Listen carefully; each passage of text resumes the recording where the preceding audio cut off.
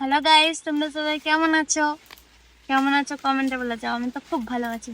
তো তোমরা বলে যাও এটা কিসের গাছ? দেখতে পাচ্ছ এটা কিসের গাছ বলে যাও। তোমাদেরকে একটা জিনিস দেখাই, চলো। দেখতে পাচ্ছ এটা অনেক বড় গাছ, মানে এখানে প্রচুর বাগান আছে।